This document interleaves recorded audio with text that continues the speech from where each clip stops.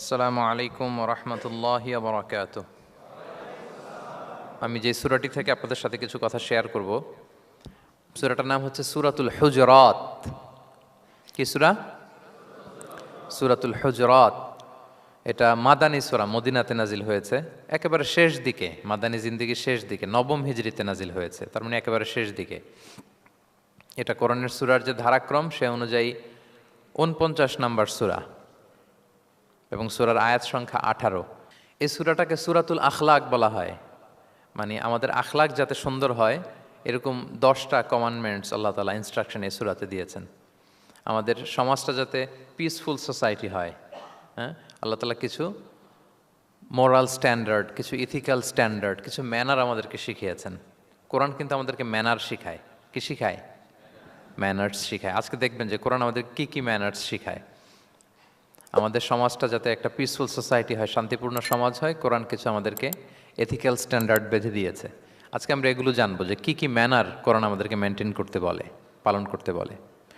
এবং আপনি আলোচনাটা পুরোটা শুনে আপনি নিজেই বুঝবেন যে আসলেই এই এই ম্যানার্সগুলো, এথিক্যাল স্ট্যান্ডার্ডগুলো, এই ভ্যালিউসগুলো যদি আমরা আমাদের সমাজে অ্যাপ্লাই করি, আমাদের সোসাইটিটা একটা শান্তিপূর্ণ সোসাইটি হয়ে যাবে ইনশাআল্লাহ।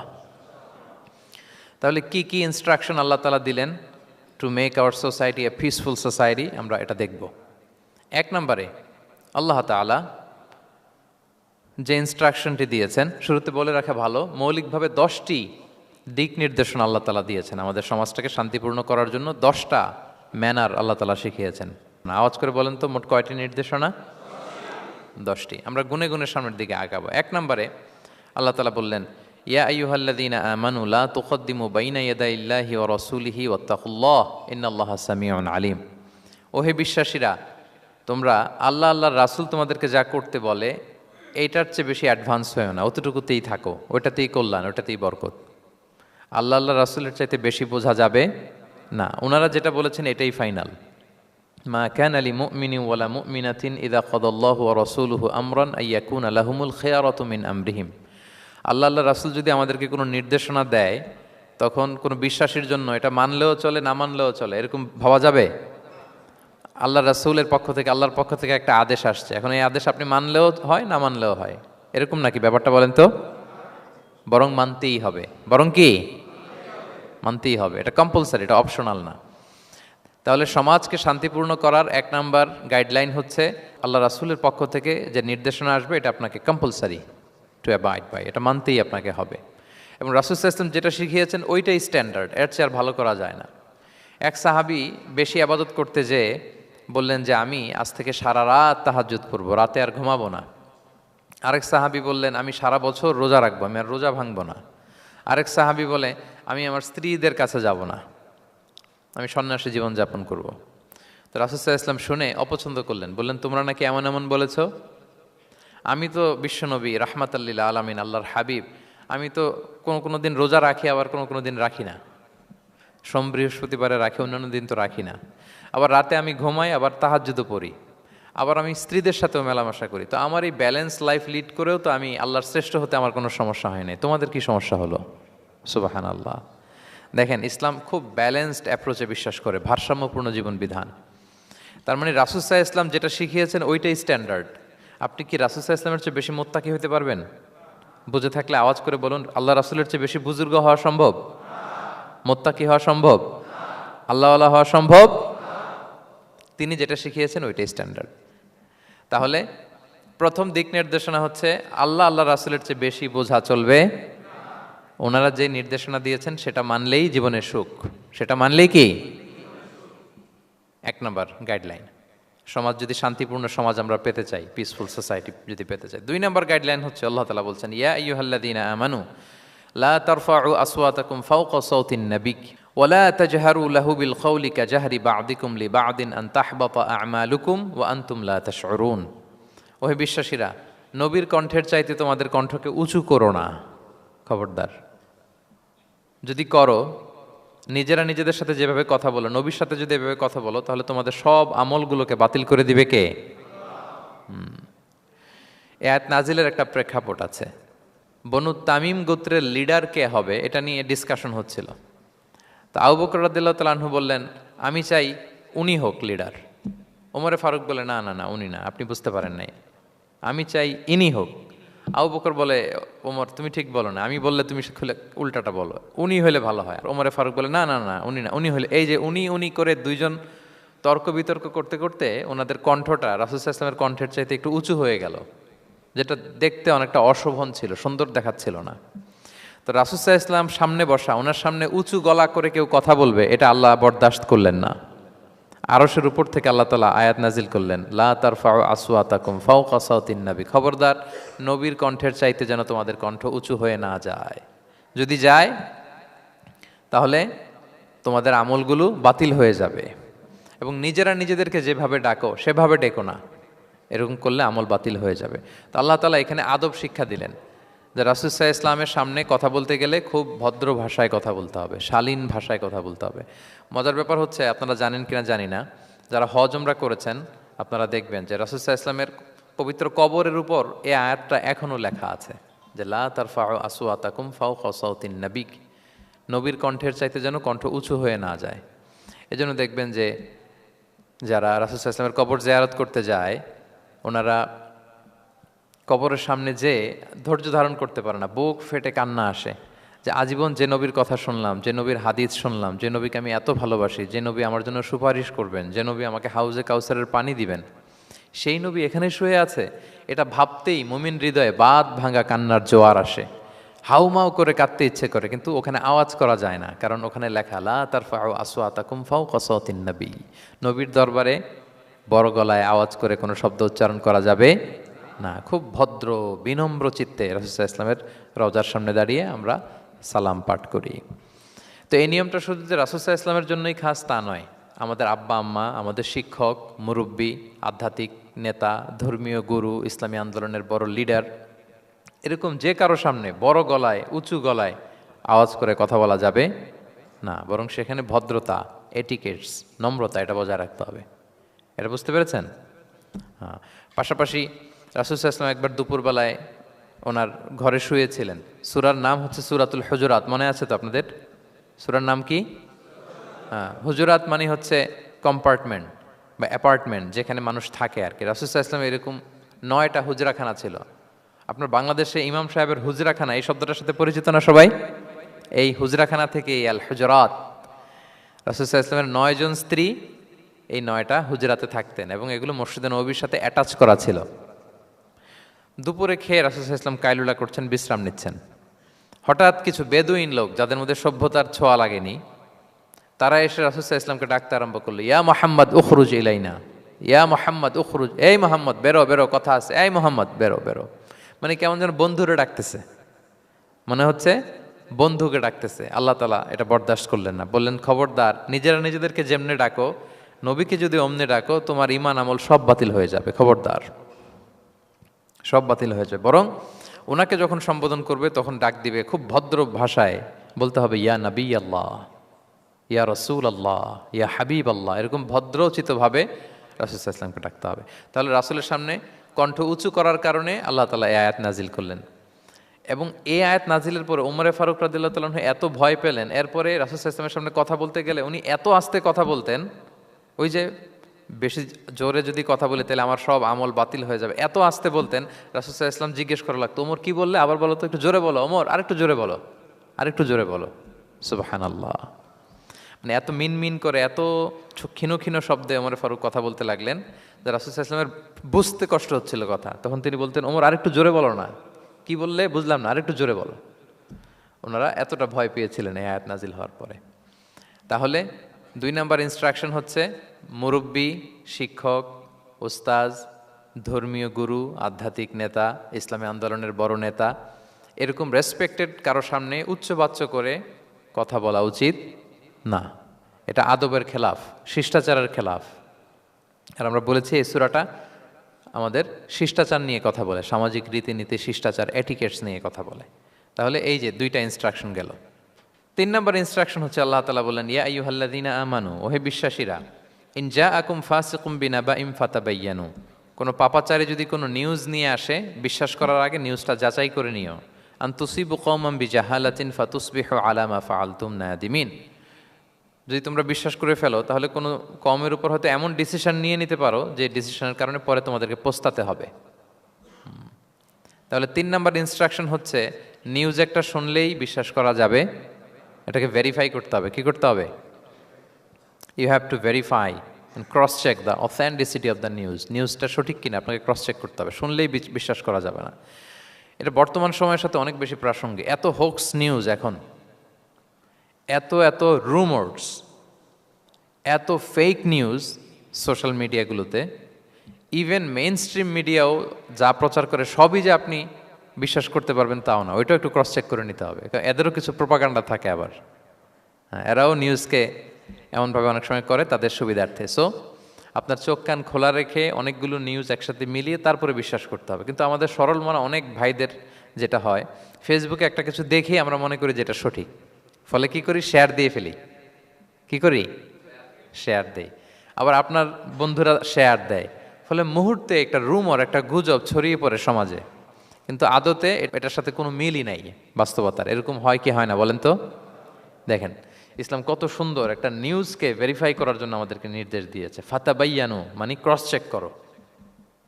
কোনো সংবাদ আসলেই চিলে কান নিয়ে গেছে শুনলে চিলের পিছনে দৌড় দিবেন নাকি?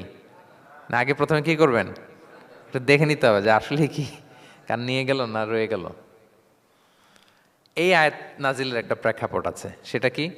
5ম হিজরিতে বনুল মুস্তালেকের যুদ্ধে যখন আল্লাহ হাবিব ইসলাম জয়লাভ করলেন, বনুল মুস্তালেকের সবাই মুসলিম হলো। রাসূল ইসলাম তাদেরকে দিনের দাওয়াত শিখিয়ে বললেন, বছর শেষে তোমাদেরকে জাকাত পে করতে হবে, আর জাকাতের এই টাকা নেয়ার জন্য আমি একজনকে পাঠাবো বছর শেষে। তো বছর শেষে তিনি বনুল মুস্তালেকের যে লিডার হারিস ইবনে মেরারের কাছে আল ওয়ালিদ ইবনে উকবা নামে জাকাতের কালেক্টর এক সাহাবিকে তিনি পাঠালেন যে যাও তুমি যে জাকাত নিয়ে আসো। তো উনি গেলেন, উনি আসবেন শুনে বনুল মুস্তালেকের সবাই পল্লী থেকে বের হয়ে মরুভূমির মাঝখানে তলোয়ার টলোয়ার নিয়ে, ঘোড়া টোড়া নিয়ে তাকে ওয়েলকামিং রিসেপশনের জন্য, রেড কার্পেট রিসেপশনের জন্য সবাই দাঁড়ায় আছে যে নবীর সাহাবি আসবে, জাকাত কালেক্ট করতে, আমরা জাকাত দিব। এখন ওই সাহাবি যখন গেলেন, সবাইকে এরকম ঘোড়া তলোয়ার এরকম সাজসজ্জা নিয়ে দাঁড়ায় থাকার কারণে উনি ভয় পেয়ে গেলেন। উনি ভাবছে আমাদের মনে হত্যা করার জন্য দাঁড়ায় আছে। উনি আর এটা ঠিকঠাক না জেনে অ্যাবাউট টার্ন ফিরে গেলেন মদিনায়, যে বলে ইয়া রাসূলুল্লাহ, বনুল মুস্তালিক তো সব মোরতাদ হয়ে গেছে, এরা তো আর মুসলিম, এরা তো আমাকে মারার জন্য সব দাঁড়ায় আছে। আসলে বলেন তো কথাটা কি সত্য না মিথ্যা? একেবারে মিথ্যা। রাসূল সাল্লাল্লাহু আলাইহি ওয়াসাল্লাম এই কথা শুনেই বিশ্বাস করলেন সরল মনে। বিশ্বাস করেই খালিদ ইবনে ওয়ালিদ রাদিয়াল্লাহু তাআলা আনহুকে বললেন, অ্যাটাক বনুল মুস্তালিক, বনুল মুস্তালিকে অভিযান পরিচালনা করো। সাথে সাথে আল্লাহ বললেন, নবী রাখেন, আস্তে অ্যাটাক করেন, একটু থামেন নবী, একটু রাখেন। আপনি যার কাছ থেকে শুনেছেন সে মিথ্যা বলেছে, অসত্য কথা বলেছে, আসলে ঘটনা এমন নয়। আজকে তার কথার উপর বেস করে আপনি যে খালিদ ইবনে ওয়ালিদকে অভিযান পরিচালনা করতে বললেন, সে যে যদি অ্যাটাক করে কয়েকজনকে হত্যাও করে ফেলতো, এই যে রক্তপাত হতো, ব্লাডশেড, এটার দায় কিন্তু আপনি এড়াতে পারতেন, কারণ আপনি আদেশ দানকারী। আল্লাহ রাসূল সাল্লাল্লাহু আলাইহি ওয়াসাল্লামকে থামালেন আল্লাহ তাআলা আয়াত নাজিল করে যে আপনি ক্রস চেক করেন। পরে রাসূল সাল্লাল্লাহু আলাইহি ওয়াসাল্লাম ক্রস চেক করে লোক পাঠিয়ে জানলেন যে না, এমন কিছুই নয়, তারা কেউ মোরতাদ হয় নাই, সবাই তারা মুসলিমই আছে, তারা ওয়েলকামের জন্য আসছিল, উনি ভাবছে যে ওনাকে হত্যা করার জন্য দাঁড়ায় আছে। তাহলে চিন্তা করছেন যুগে যুগে এই সমস্যা আছে না নাই বলেন? রাসূল সাল্লাল্লাহু আলাইহি ওয়াসাল্লামের জীবনীতে এই ঘটনা ঘটিয়ে আমাদের চোখে আঙ্গুল দিয়ে আল্লাহ তাআলা বুঝাতে চাইলেন যে কোনো নিউজ আসলেই এটা ভেরিফাই না করে বিশ্বাস করা যাবে না। যত মেইন স্ট্রিম মিডিয়া হোক, ওটা শুনলে আপনি আরও কয়েকটা, আরও আপনার সোর্স থেকে আপনি একটু জানবেন, এরপরে আপনি বিশ্বাস করবেন। নাকি বিশ্বাস না করে শেয়ার দিবেন? দিবেন? আপনি কি জানেন যে একটা কথা শুনেই ক্রস চেক না করে অ্যাকশনে যাওয়াতে কত পরিবার ভেঙে যায়, কত সম্পর্ক ভেঙে যায়? আমাদের মধ্যে এই প্রবণতা আছে। আপনার ছেলের ব্যাপারে একজন একটা কথা বললো, এসে ছেলের মারপিট, জিজ্ঞেসও করেন না এটা। আপনার মেয়ের ব্যাপারে একজন এসে একটা বাজে কথা বলছে, এসেই আপনি মেয়ের সাথে খারাপ আচরণ। আপনার ওয়াইফের ব্যাপারে একজন বললো আর কি যে ভাই আপনি এখানে, ভাবিকে তো দেখলাম ওইখানে আরেকজনের সাথে, আপনি এসেই আপনার স্ত্রীর উপর চড়াও অথবা গায়ে হাত তুললেন। তো হতে পারে যে ওই ভদ্রলোক অন্য কোনো মহিলাকে দেখেছে যে দেখতে আপনার স্ত্রীর মতো, এরকম হতে পারে কি পারে না বলেন? তো এই যে আপনি ক্রস চেক না করে, ভেরিফাই না করে যে অ্যাকশনে গেলেন, এতে সমস্যা হবে না সমাজে? পরিবার ভাঙে, সমাজে সম্পর্ক নষ্ট হয়, কলহ বাঁধে। এই জন্য আল্লাহ তাআলা বলেন যে সোসাইটিটাকে যদি পিসফুল করতে চাও, ইযা জাআকুম ফাসিকুম বিনাবাইন ফাতাবায়ানু, নিউজ আসলেই বিশ্বাস করো না, you have to cross check, you have to justify and you have to verify the news. মনে থাকবে? তাহলে আজকে থেকে ফেসবুকে একটা পেলে আমরা কি করব? শেয়ার দিয়ে দিব। কি শেয়ার দিবেন না? কি করব? যাচাই বাছাই করব, ক্রস চেক করব। এখন অবশ্য ক্রস চেক করার জন্য কিছু কিছু প্ল্যাটফর্ম বেরিয়েছে, তারা অবশ্য যেগুলো খুব বেশি ছড়িয়ে পড়ে নিউজ, সেগুলো যদি ভুল হয় তারা ক্রস চেক করে তারা সামাজিক সচেতনতা তৈরি করে।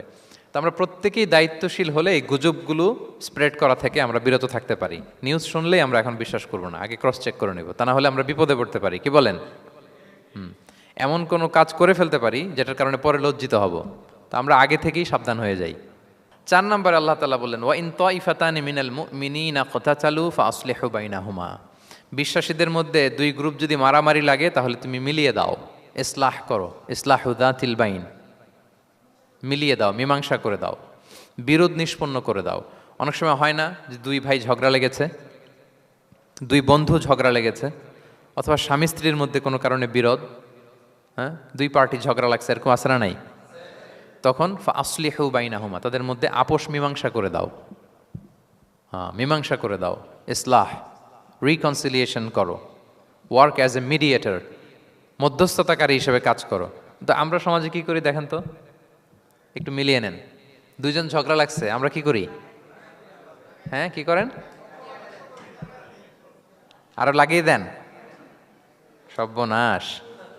তাই তো আপনাদের ওয়াজি করতেছি আমি না, তাদেরকে আরো ঝগড়ায় মাতিয়ে তোলা যাবে না, লাগিয়ে দেওয়া যাবে না, বরং ঝগড়া থামিয়ে দিতে হবে। কি করতে হবে? কয়েক জায়গায় কৌশল করে মিথ্যা বলা জায়েজ, সহিহ হাদিসে এসছে। এর মধ্যে একটা আছে, 2 জন মানুষের মধ্যে সম্পর্ক নষ্ট, তাদের সম্পর্ক জোড়া লাগিয়ে দেওয়ার জন্য আপনি কৌশল করে মিথ্যা বলতে পারেন। যেমন ধরেন যে 2 জনের সাথে কথা হয় না, দা কুমড়া সম্পর্ক, আপনি একজনকে বললেন যে ভাই ওই দিন তো ওই লোক আপনার ব্যাপারে অনেক প্রশংসা করলো। সে তো শুনে অবাক হবে, কিরে আমার প্রশংসা কি বললো, এমন এমন বললো। তো এটা শুনে ওই লোকের ব্যাপারে তার মনটা একটু নরম হবে। আবার তাকে বললেন যে উনি তো আপনার ব্যাপারে এরকম একটা পজিটিভ কমেন্ট করলো, সেও অবাক হবে, তাই নাকি, তার সাথে আমি এত ভুল বোঝাবো যে আসলে লোকটা তো তাইলে ভালো। এই যে 2 জনকে আপনি এমন কিছু কথা কৌশল করে বললেন, ফলে তাদের মধ্যে একটা হৃদ্যতা তৈরি হবে। হঠাৎ দেখবেন যে একজন আরেকজনকে দেখে সালাম দিয়ে কথা বলে কোলাকুলি করে সেই আগের যেই শত্রুতা সব নিমেষে শেষ হয়ে গেছে। ঠিক কিনা বলেন? হ্যাঁ, এই যে মধ্যস্থতাকারী আপনি হলেন, এজন্য আল্লাহ তাআলা আপনাকে সওয়াব দিবেন। তাহলে বিবাদমান 2 গ্রুপ দেখলে আমরা আজ থেকে আরো ঝগড়া লাগিয়ে দিব না মিলিয়ে দিব? রাসূল সাল্লাল্লাহু আলাইহি ওয়াসাল্লাম বলেন, আলা উখবিরুকুম বিআফদালা দারাজাতিম মিন সাদাকাতি ওয়াস সিয়ামি ওয়াস সালাহ। নামাজ, রোজা, সাদাকা, এর চেয়েও একটা বড় মর্তবার ভালো কাজ আছে, সেটা কি আমি তোমাদের বলবো না? সাহাবারা বলল, বলেন। আল্লাহ রাসূল সাল্লাল্লাহু আলাইহি ওয়াসাল্লাম বললেন, সেটা হচ্ছে ইসলাহু যাতিল বাইন, 2 পক্ষকে মিলিয়ে দেয়া, বিবাদমান 2 গোষ্ঠীকে কি করা? মিলিয়ে দেয়া। এটা নামাজ, রোজা, সাদাকা এর চেয়েও বেশি সওয়াবের কাজ। দেখেন, আমরা ইসলামটা বোঝার ক্ষেত্রে আমাদের কত ল্যাকিংস। আমরা মনে করি শুধু লম্বা দাড়ি রাখলাম, তাসবিহ একটা নিলাম, আর জিকির করতেছি দিন রাত এক করে, এরপরে নামাজ পড়তে পড়তে কপালে দাগ ফেলে, এই বোধহয় ভালো কাজ, এই সব ভালো আমিই করে ফেললাম। কিন্তু দেখেন, রাসূল ইসলাম বলেছে না, সমাজে বিবাদমান 2টা গ্রুপকে যদি মিলিয়ে দাও, এটা নামাজ, রোজা, সাদাকার চেয়ে বেশি সওয়াব তুমি পাবে। তাহলে এখন থেকে যদি আমরা বিবাদ দেখি কি করব? মিলিয়ে দিব। কখনো আমরা ঝগড়া আরো বাদিয়ে দিব না। আগুন যদি লাগে সেখানে পানি ঢালবো নাকি তেল ঢালবেন? কি ঢালবেন? অনেকে কি ঢালে? আরো দাউ দাউ করে জ্বালাতে চায় না, না, এটা করা যাবে না, বরং আমরা মিলিয়ে দিব ইনশাআল্লাহ। বলেন সবাই। আল্লাহর হাবিব সাল্লাল্লাহু আলাইহি ওয়াসাল্লাম তিনি এই কাজটা করতেন। মক্কা থেকে মদিনায় গেলেন, মদিনায় আউস খাজরাজ 2টা গোত্র, বছরের পর বছর যুদ্ধ, উনি যেই মিলিয়ে দিলেন। রাসূল সাল্লাল্লাহু আলাইহি ওয়াসাল্লাম এই যে সংলাপ, তারপর রিকনসিলিয়েশন, মিডিয়েশন, মধ্যস্থতা, এগুলোতে এক্সপার্ট ছিলেন। যে যুদ্ধ থামে না, এই যুদ্ধ মিলিয়ে দিলেন। কত প্রাণ গেল এই যুদ্ধে, কিন্তু রাসূল সাল্লাল্লাহু আলাইহি ওয়াসাল্লাম যেই আউস খাজরাজ এখন ভাই ভাই হয়ে গেছে, ভাই ভাই করে দিলেন, ভ্রাতৃত্বের বন্ধনে ওনাদেরকে আবদ্ধ করে দিলেন আল্লাহর হাবিব সাল্লাল্লাহু আলাইহি ওয়াসাল্লাম। এবং সহিহ বুখারীতে একটা বাব আছে, বাবের শিরোনাম হচ্ছে বাবু কওলুল ইমাম ইযহাবু বিনা নুসলিহ বাইনাকুম, মানে আমাকে নিয়ে চলো আমি মিলিয়ে দিব। এটা ছিল রাসূল সাল্লাল্লাহু আলাইহি ওয়াসাল্লামের বিখ্যাত বাণী। ঝগড়া একটা লাগছে, রাসূল ইসলাম বলতে, আরে আমি আসি না, আমাকে নিয়ে যাও, আমি মিলাই দেবো। কোথাও কিছু হয়েছে, আমাকে নিয়ে যাও, আমি তো আছি, মিলাই দেবো। রাসূল ইসলাম এসেছেনই মানুষকে মিলানোর জন্য, গড়ার জন্য এসেছেন, ভাঙার জন্য নয়। তাহলে 4 নাম্বার যেটা আমরা জানলাম যে বিবাদমান দুই পক্ষকে আমরা কি করব, মনে থাকবে? এই যে আমি শুরুতে বলেছিলাম যে একটা শান্তিপূর্ণ সমাজ যদি আপনি গড়তে চান, তাহলে এই 10টা ইনস্ট্রাকশনের কোনো বিকল্প নাই। এখানে সোশ্যাল নর্মস, কিছু মোরালিটি, কিছু ভ্যালিউজ, বিশেষ করে ম্যানার্স আমাদেরকে শিখিয়েছেন আল্লাহ তাআলা। তাহলে 4টা জানলাম, কয়টা? 5 নম্বরে আল্লাহ বলেন, ইয়া আইয়ুহাল্লাযীনা আমানু লা ইয়াসখার কওমুন মিন কওম আসা আন ইয়াকুনু খায়রাম মিনহুম। ওহে বিশ্বাসীরা, তোমরা একে অপরকে তুচ্ছ তাচ্ছিল্য করো না, হাসি ঠাট্টা করো না, কাউকে সুখরিয়া মানে কাউকে তুচ্ছ করা, কাউকে নিয়ে ব্যঙ্গ করা, হাসি তামাশা করা, এটা করো না, এটা কবিরা গুনাহ। মানে এমন কোনো কথা বলো না যাতে তোমার ভাইয়ের মনে কষ্ট হয়, এরকম কিছু বলা যাবে না। আমরা অনেক সময় এটা করে ফেলি, এমন কথা বলি যেটাতে আরেক ভাই বা আরেক বোন কষ্ট পায়। আমরা খুব সিম্পলি বলি, কিন্তু এটা কবিরা গুনাহ। এটা কি? বিশেষ করে তার আকৃতি নিয়ে আপনি কিছু বলতে পারবেন না, এটা বড় কবিরা গুনাহ। এটাকে বডি শেমিং বলে। কি বলে? বডি শেমিং হারাম। কারণ বডি স্ট্রাকচার, এটাকে আমার ইচ্ছে মতো হয়েছে না আল্লাহ বানাইছে? আচ্ছা, আপনি যে এত সুন্দর ফর্সা, কে বানালো? হ্যাঁ, আবার আরেকজন যে একটু শ্যামবর্ণের, তাকে কে বানালো? আপনি লম্বা, কে বানালো? কেউ খর্বাকৃতির, খাটো, তাকে কে বানালো? তাহলে আপনি আকৃতি নিয়ে তাকে যদি ঠাট্টা করেন, আসলে কি ঠাট্টা কি তাকে করা হলো নাকি আল্লাহকে? কারণ আসল ডিজাইনারটা কে? হুয়াল্লাযী ইউসাউবিরুকুম ফিল আরহামি কাইফা ইয়াশা। আল্লাহ তাআলা তোমাদেরকে যেমন চেয়েছেন ঠিক তেমন মাতৃগর্ভে তোমাদেরকে ডিজাইন করেছেন, তোমাদের আকৃতি দিয়েছেন। এজন্য কারো আকৃতি নিয়ে অবজ্ঞা করা, তুচ্ছ করা, হেয় করা, এটা প্রকারান্তরে আল্লাহকে অবজ্ঞা করার সমান। দ্য ক্রিয়েটর, যিনি স্রষ্টা, তাকে আপনি অবজ্ঞা করেছেন, ঠিক কিনা বলেন? তাহলে এখন কারো আকৃতি নিয়ে কিছু বলবেন? আমরা বাংলাদেশে এরকম বলি না, বেশি মোটা হলে তাকে একটা নাম দিয়ে ফেলি। হ্যাঁ, কি বলি? কি বলেন?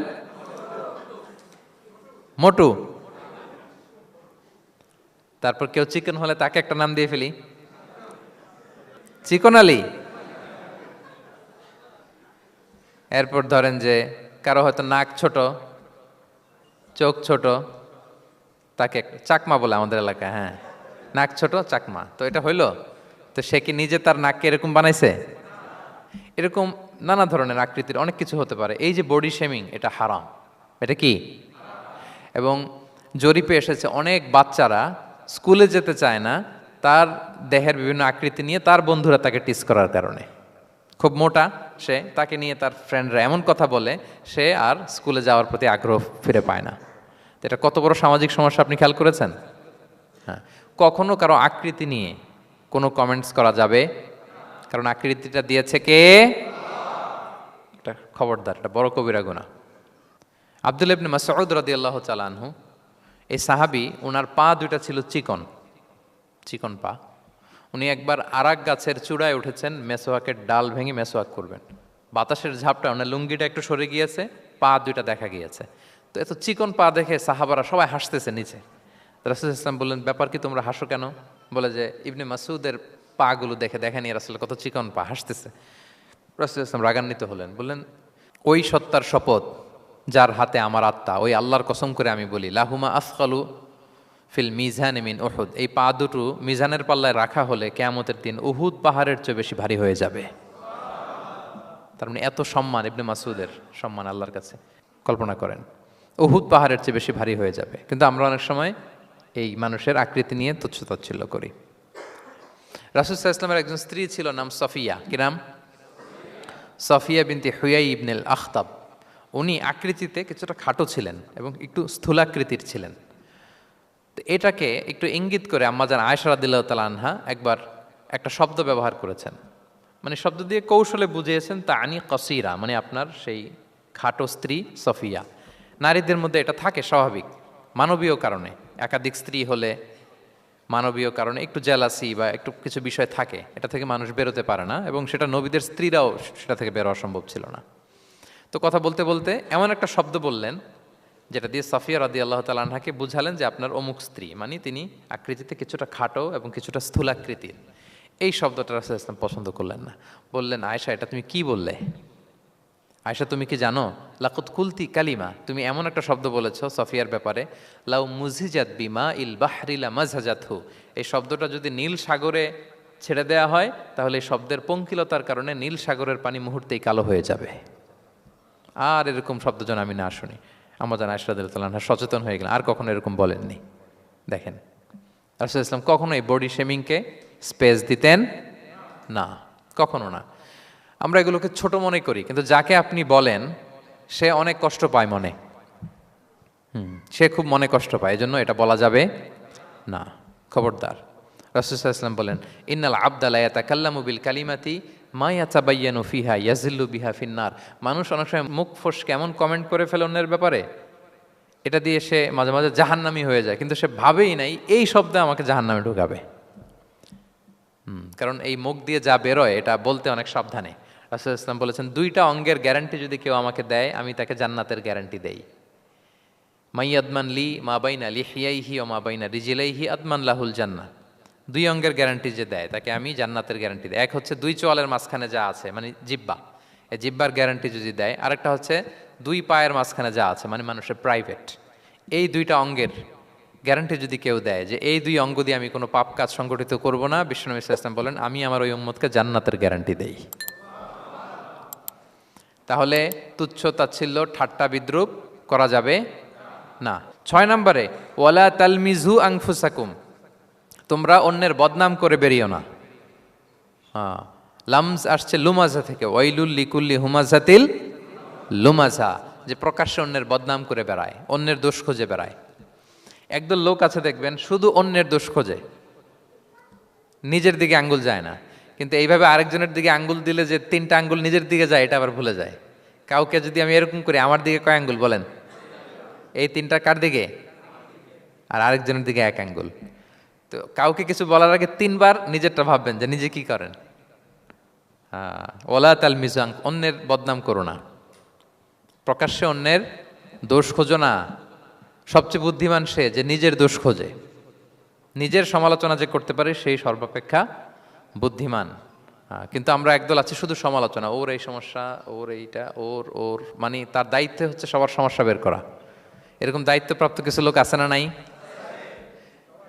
সবাই না, এগুলো থেকে আমাদের বেরিয়ে আসতে হবে। অন্যের দোষ খোঁজা বাদ দিতে হবে, দোষ খুঁজলে নিজের দোষ খুঁজতে হবে। আমরা আত্মসমালোচনা করবো। খেয়াল রাখবেন সবচেয়ে ভালো হচ্ছে আত্মসমালোচনা, সবচেয়ে ভালো কি? তারপরে মোটামুটি ভালো হচ্ছে আলোচনা, আর সবচেয়ে খারাপ হচ্ছে সমালোচনা। কিন্তু আমরা সবচেয়ে করি বেশি কোনটা? এটা চেঞ্জ করতে হবে, আত্মসমালোচনা বাড়াইতে হবে। আমি প্রায় একটা কথা বলি, small people talk about people, average people talk about things, and great people talk about ideas. ছোট মনের মানুষ যারা, এরা মানুষ নিয়ে কথা বলে, এর এই সমস্যা ওর। মাঝারি ধরনের যারা, এরা বিভিন্ন বিষয় নিয়ে, ঘটনা নিয়ে কথা বলে। গ্রেট মাইন্ড যারা, এরা আইডিয়া নিয়ে কথা বলে, যে এই আইডিয়া ইমপ্লিমেন্ট করলে সমাজের এটা সমাধান হবে, এই আইডিয়া জেনারেট করতে পারলে এইটা কাজ হবে। তো এখন বলেন আপনি কি ছোট মনের মানুষ হবেন না বড় মনের? অন্যের দোষ খুঁজবো আর তাহলে কারটা খুঁজবো? ইনশাল্লাহ বলেন সবাই। কটা গেল? 7 নাম্বার, ওয়ালা তানাবাজু বিল আলকাব, কাউকে মন্দ উপনামে ডেকো না। মন্দ উপনামে ডেকো না মানে কাউকে একটা বিশেষ নাম দিও না, তার নামটা সুন্দরভাবে ডাকো। নাম বিকৃতি করা কবিরা গুনাহ। নাম আপনি বলুন হুজুর এটা একটা কথা হইলো, নাম বিকৃতি করছি তো কি হয়েছে? এটা আপনার কাছে সমস্যা নাই। ধরেন যে ওই লোকের নাম আব্দুল্লাহ, আপনার কাছে আব্দুল্লাহ এটা সিম্পল, ধুর আব্দুল্লাহ একটা কিছু হইলো। কিন্তু যার নাম আব্দুল্লাহ তার কাছে এটা অনেক দামি। তার কাছে কি? কারণ এটা তার পরিচয় বহন করে। ধরেন যে আমার নাম কি মিজান, আপনার কাছে মনে হয় আরে মিজান একটা নাম হইলো, তা আমার কাছে তো এটা অনেক গুরুত্বপূর্ণ, কারণ এটা আমার পরিচয় বহন করে। এই নামে মানুষ আমাকে ডাকে, ফলে এটা আমার খুব আদরের, আমার কাছে বড্ড যত্নের, দরদের নামটা। আপনার কাছে নাও হতে পারে। মানুষ প্রত্যেকে তার নিজের নামকে খুব পছন্দ করে। দেখবেন যে মানুষ কাগজ পেলে নিজের নামটা লেখে, সিগনেচার দেয় একটা, দেখবেন দেয়। এরপর দেখবেন যে সি বিচে ঘুরতে গেলে বালুর মধ্যে নিজের নামটা লিখে, দেখবেন লিখে। শুধু তাই না, লিখে আবার একটা লাভ আঁকে, লাভ চারদিকে আঁকে। কেন আঁকে? কারণ এই নামটা সে পছন্দ করে অনেক, এটা তার কাছে গুরুত্বপূর্ণ, আপনার কাছে নাও হতে পারে। এজন্য প্রত্যেকের নামটা তার কাছে খুব আদরের, যত্নের। তার নামটা আপনি সুন্দরভাবে বলবেন। নাম আপনি বিকৃত করতে পারবেন না। এটা কি গুনাহ? সগীরা, কবিরা গুনাহ। এটা আমরা সমাজে করি, নাম বিকৃত করি। না, নাম বিকৃত করা যাবে না। ওয়ালা তানাবাযু বিল আলক, মন্দ নামে ডেকো না। আমাদের সমাজে এটা আছে। দেখবেন যে বাবা মা সুন্দর নাম রেখেছে আবু বকর, ওকে ডাকে বক্কইরা। আছে না এরকম? তারপর নাম রেখেছে ধরেন আব্দুল কুদ্দুস, ওকে ডাকে। নাম রেখেছে আব্দুল ওয়াক্কাস, ওকে ডাকে। এই বিকৃতি আপনি করতে পারবেন? কারণ কিয়ামতের দিন আপনার নাম ধরে, আপনার বাবার নাম ধরে ডাকা হবে। তুদআউনা ইয়াউমাল কিয়ামাতি বিআসমাইকুম ওয়া আসমাই আবাইকুম। কিয়ামতের দিন তোমার নাম, তোমার বাবার নাম, যখন আপনাকে ডাকবে ফেরেশতারা, আপনার নাম এবং আপনার বাবার নাম ধরে ডাকা হবে। এজন্য রাসূল সাল্লাল্লাহু আলাইহি ওয়াসাল্লাম বলেন, ফা আহসিনু আসমাক, তোমাদের নামগুলো সুন্দর রেখো, নাহলে সেই দিন ডাকবে বল্টুর ছেলে কল্টু দাঁড়াও, তখন এই কোটি কোটি মানুষের সামনে আপনি এই নাম নিয়ে দাঁড়াবেন আর লজ্জায় পড়বেন। আর যদি বলে আব্দুর রহমানের ছেলে আব্দুল্লাহ, আসো, কত সুন্দর। নামগুলো ভালো আলেম দিয়ে ক্রস চেক করে, কনসালটেশন করে এরপরে রাখবেন। আর কাউকে মন্দ নামে কখনো ডাকা যাবে না।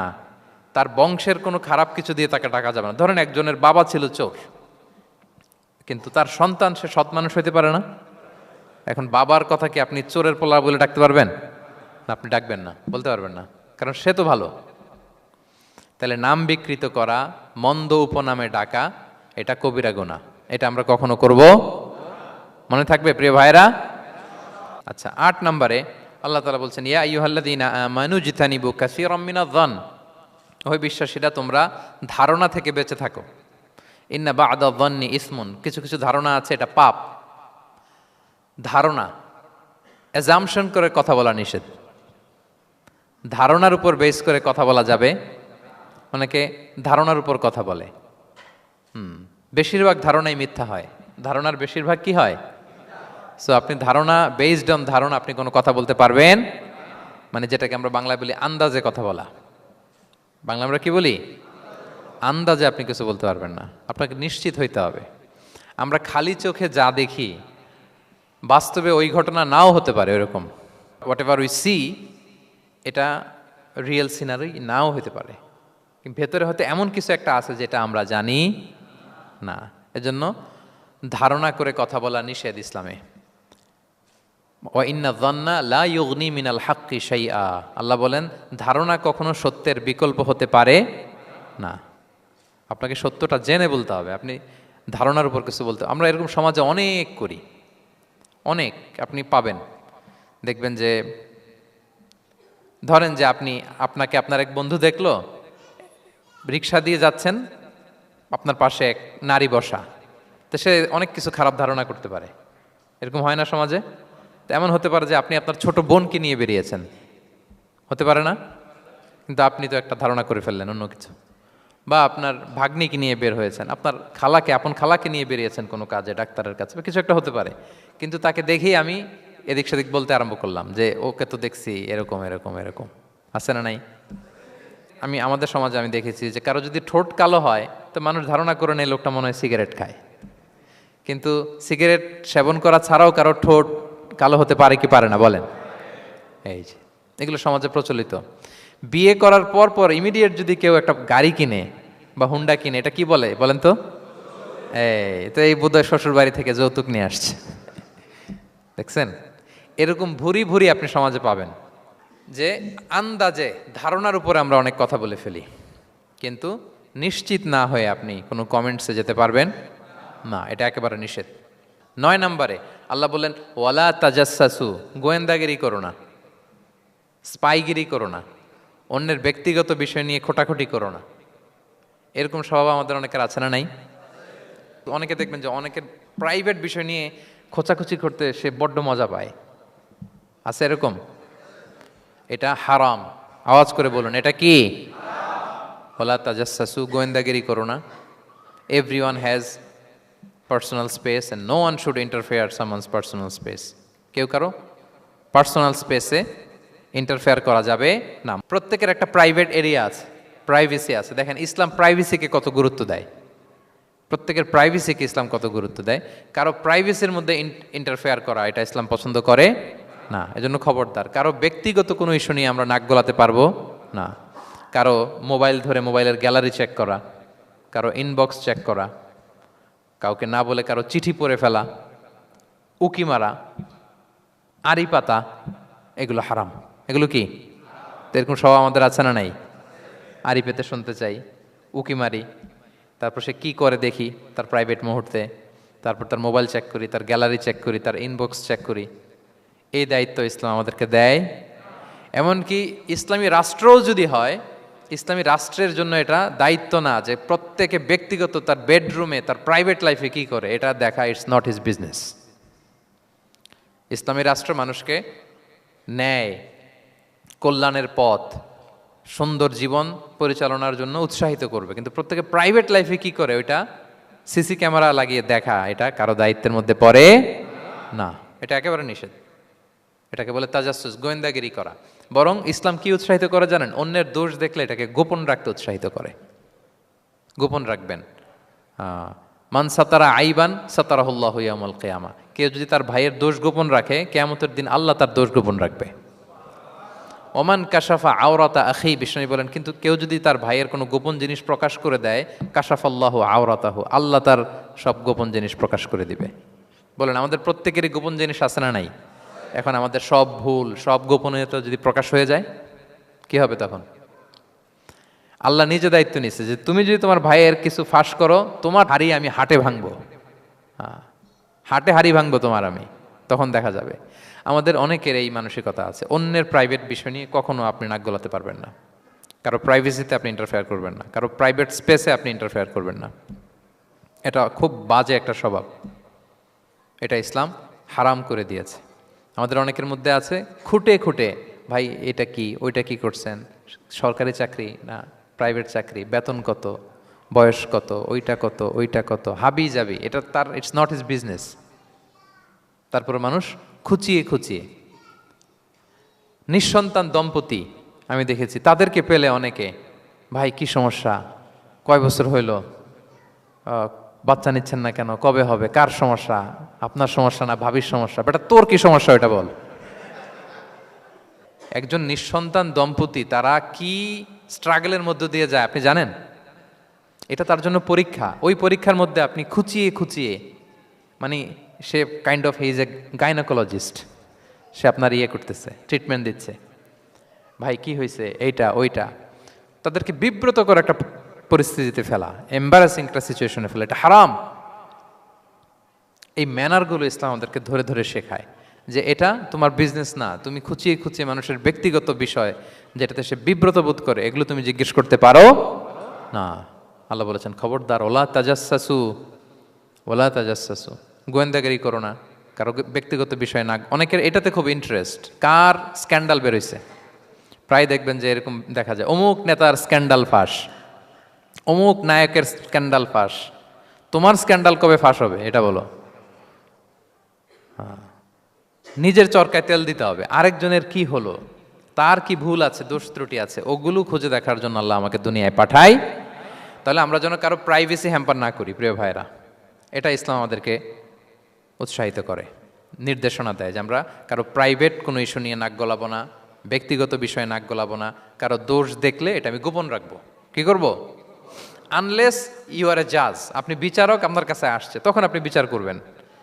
কিন্তু এমনি এমনি আপনি জাজমেন্টাল হতে পারবেন না। You can not jump to the conclusion, একটা কিছু আন্দাজে বলে ফেলতে পারবেন না। এই দায়িত্ব আপনাকে দেয়া হয়নি। ইসলামে ব্যভিচারের মতো কোনো বিষয় দেখলেও আপনি বলতে পারবেন না। ব্যভিচার, অ্যাডাল্ট্রি, ফর্নিকেশন, জিনা, এগুলো দেখলে আপনি বলতে পারবেন না। বললে 4 জন নিয়ে বলতে হবে একসাথে। আপনি 3 জন যে যদি কাজের কাছে বলেন যে এই ছেলে আর মেয়েকে আমি অপকর্ম করতে দেখছি, কাজী 3 জনকে নিয়ে আগে 80 টাকা করে বেত মারবে পিঠে, তো করে দেখতে বলছে কে?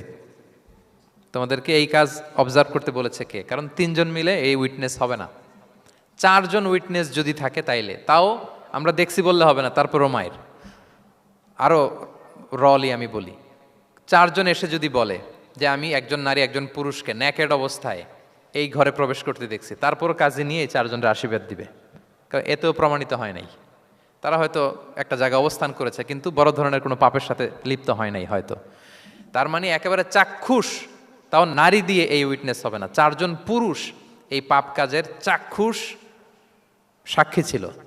এটা যদি বলে সব কিছু যদি মিলে যায় তারপরে তাদেরকে শাস্তি দেয়া যাবে, এর আগে সম্ভব না। এটা কোনো মানুষ কোনো পাপ কাজ এইভাবে লোকচক্ষুর সামনে কখনো করে না। তার মানে দেখেন এটা কেন এরকম শক্ত করা হলো, যাতে আপনি না বলেন, কারণ বলতে গেলে আপনি আরো মাইর খাবেন, অপবাদের শাস্তি পাবেন। হ্যাঁ, ইফকের শাস্তি। ইসলাম কিভাবে মানুষের প্রাইভেসিকে হেফাজত করে। কেউ কোনো একটা মানুষ হয়তো কখনো শয়তানের ওয়াসওয়াসায়, নফসের তাড়নায়, বন্ধুর পাল্লায় পড়ে কোনোভাবে সে পাপে জড়িয়ে পড়েছে, আপনি এটাকে ইস্যু বানাচ্ছেন। কিন্তু এমন হতে পারে ওই পাপের পরে সে এমনভাবে তওবা করেছে, এমনভাবে ফিরে এসেছে, এমনভাবে প্র্যাকটিসিং হয়েছে যে সে ভালো কাজ দিয়ে আপনাকেও ছাড়িয়ে গেছে। আপনি আটকায় যাবেন কিন্তু কিয়ামতের দিন ও আটকাবে না। এরকম হতে পারে কি পারে না? তো ওর পিছনে লাগছেন কেন আপনি? আপনি আপনার ইস্যু দেখেন, আপনি কতটা প্র্যাকটিসিং হতে পেরেছেন, আপনি কতটা শুদ্ধাচার আনতে পেরেছেন আপনার জীবনে, সেটা দেখতে হবে। এজন্য খবরদার, ওয়ালা তাজাসসু, গোয়েন্দাগিরি করো না, কারো প্রাইভেট বিষয় নিয়ে নাক গলাতে যেও না। সুবহানাল্লাহ, হোয়াট এ রিলিজিয়ান! কত সুন্দর আমাদের ধর্ম, হাউ লাকি উই আর! আমরা কত ভাগ্যবান যে আল্লাহ তাআলা এই ধর্ম আমাদেরকে দিয়েছেন, এমন বিধান আমাদের জন্য প্রেসক্রাইব করেছেন যেগুলো মানলে আমাদের সমাজটা একটা জান্নাতের বাগান হয়ে যাবে। তাহলে 9 নম্বর ছিল ওয়ালা তাজাসসু, গোয়েন্দাগিরি করুন। আজকে থেকে করবেন? কারো মোবাইল ধরবেন, আর গ্যালারি দেখবেন, কারে কি মেসেজ করছিল পড়তে যাবেন, গোপনে তার ড্রয়ার খুলে তার চিঠি পড়বেন, আড়ি পাতবেন, উকি মারবেন, কারো গোপন বিষয় নিয়ে ইন্টারেস্ট দেখাবেন? কথা বলেন না, দেখাবেন? এগুলো নিয়ে কোনো ইন্টারেস্ট আমরা দেখাতে পারবো না। গোয়েন্দাগিরি আমাদেরকে বাদ দিতে হবে। আল্লাহ আমাদেরকে বোঝার তৌফিক দান করুক। কয়টা গেল? আরেকটা, লাস্ট নাম্বার। আল্লাহ বলেন, সর্বশেষ আল্লাহ বলেন, ওয়ালা ইয়াগতাব বা'দুকুম বা'দা, একে অপরের পরনিন্দা চগলখুরি করো না। ইয়াগতাব মানে গীবা, গীবত করো না। আইয়ুহিব্বু আহাদুকুম আন ইয়াকুলা লাহমা আখিহি মাইতান ফাকারিহতুম, তোমরা কি চাও যে তোমরা তোমাদের মৃত ভাইয়ের গোশত ভক্ষণ করবে? মানে যে ব্যক্তি গীবত করে সে যেন তার মৃত মরা ভাইয়ের পচা গোশত খায়। গীবত করা, গীবত কাকে বলে? রাসূল সাল্লাল্লাহু আলাইহি ওয়াসাল্লাম বলেন, গীবত হচ্ছে যিকরুকা আখাকা বিমা ইয়াকরাহু, তোমার ভাইয়ের অনুপস্থিতিতে তোমার ভাই সম্পর্কে এমন কিছু বলা যেটা শুনলে সে অপছন্দ করে, এমন কিছু বলা যেটা শোনা সে পছন্দ করে না। তো এক সাহাবী বলেন, ইয়া রাসূলুল্লাহ আফারাআইতা ইন কানা ফি মা আকুল, হে আল্লাহর রাসূল, আমার ভাইয়ের মধ্যে যদি আসলেই সেই সমস্যাটা থাকে তাইলেও কি গীবত হবে? রাসূল সাল্লাল্লাহু আলাইহি ওয়াসাল্লাম বললেন, আরে তাইলেই তো গীবত হবে। ওই দোষ যদি থাকে, ওটা তার অনুপস্থিতি যদি বলে বেরো, তাইলেই তো গীবত হবে। আর ওই দোষ যদি না থাকে তাহলে তো অপবাদ হবে, এটা তো আরো বড় গুনাহ, ওটা তো বহতান। তাহলে এই গীবা, ইংরেজিতে বলে ব্যাক বাইটিং, ইংরেজিতে কি বলে? এই ব্যাক বাইটিং, চগলখুরি বা পরনিন্দা, আরবিতে বলে গীবাত। এই গীবত আমরা করব না। কারো কিছু বলা থাকলে আপনি তাকে সরাসরি নাসিহাত করুন। আর দিন ওয়ান নাসিহা, দিন হচ্ছে উপদেশ দেয়া, শুভ কামনা করা, তার প্রতি শুভ কামনা করে আপনি তাকে বুঝান, সে হয়তো বুঝবে। কিন্তু আপনি তার অনুপস্থিতিতে তার নামে বাজে কথা, মন্দ কথা বলতে পারবেন? এটা অনেক বড় পাপ। একজনের ব্যাপারে আরেকজনের কান ভারী করা, ওর কথা ওর কাছে, ওর কথা ওর করে, এরকম করে সমাজের মধ্যে একটা গিরিঙ্গি লাগায়, আছে না নেই? এটা হারাম। রাসূল সাল্লাল্লাহু আলাইহি ওয়াসাল্লাম বলেন, মেরাজের রাত্রে আমি দেখেছি কিছু লোক লাহুম আদফার মিন নুহাস, তাদের নখগুলো তামা দিয়ে তৈরি, নখর ধারালো, ইয়াখদাশুনা বিহা উজুহাহুম ওয়া সুদুরাহুম, তারা তাদের নিজের নখ দিয়ে নিজের গালের গোশত, বুকের গোশতগুলো টেনে টেনে ছিটছে। রাসূল সাল্লাল্লাহু আলাইহি ওয়াসাল্লাম জিবরাইল ইসলামকে বললেন, মানহুম ইয়া জিবরিল, জিবরিল কারা এরা, এত বড় শাস্তি? জিবরাইল ইসলাম বললেন, হুম আহলুল গীবা মিন উম্মাতিক, এরা হচ্ছে আপনার উম্মতের মধ্য থেকে তারা যারা গীবত করে। তারা কি করে? তাহলে এই গীবতের সাথে আমাদের কোনো সম্পর্ক, এটা থেকে আমাদেরকে বেঁচে থাকতে হবে, এটা করা যাবে না। আমরা অনেকে হালাল ওয়েতে গীবত করি। এইভাবে কিভাবে করে আমি বলি আপনাদের, এইভাবে শুরু করে, এইভাবে কি বলবো ভাই, বললে তো গীবত হয়ে যায়, তারপরও না বললেই না, একটু বলি। শুরুতে কি বললে তো, দেখছেন কিভাবে হালাল করে, বললে তো গীবত হয়ে যায়, এইভাবে স্টার্ট করে। বললে যদি গীবত হয়ে যায় এটা বলা যাবে? আওয়াজ করে বলেন, যেটা বললে গীবত হয়ে যাবে এটা বলা যাবে না। এই অভ্যাসগুলো থেকে আমরা আস্তে আস্তে ফিরে আসবো, ওগুলো আমরা আর বলবো। তাহলে মোট 10টা, কয়টা? এই 10টা যদি আমরা মেনে চলি, সমাজে আর কোনো অশান্তি থাকবে? বিশৃঙ্খলা থাকবে? হানাহানি, মারামারি? সমাজটা একটা শান্তির সমাজ হবে, পিসফুল সমাজ হবে। এই জন্য এই সূরাটাকে বলা হয় সামাজিক রীতিনীতির সূরা। সোশ্যাল এটিকেটস, সামাজিক রীতিনীতি আল্লাহ শিখিয়েছেন, আমাদেরকে ম্যানার শিখিয়েছেন। আজকে বাড়িতে যে সূরাতুল হুজরাতটা পড়বেন, যাদের কাছে আমার এক নজরে কোরআন আছে আগে ওইটা থেকে দেখবেন, এরপর কোনো তাফসির থেকে বঙ্গানুবাদ থেকে বঙ্গানুবাদ দেখবেন, তাফসির পড়বেন, দেখবেন যে ক্লিয়ার হয়ে যাবে। এরপর নিজেই আপনার ফ্যামিলিকে নিয়ে আপনি তালিম দিবেন এই সূরাটার উপর। পারা যাবে তো? দেখবেন যে সমাজটা শান্তিপূর্ণ হয়ে যাবে। আল্লাহ তাআলা আমাদের সমাজকে শান্তিপূর্ণ করুক, আমাদের পরিবারগুলোকে জান্নাতি পরিবার করুক।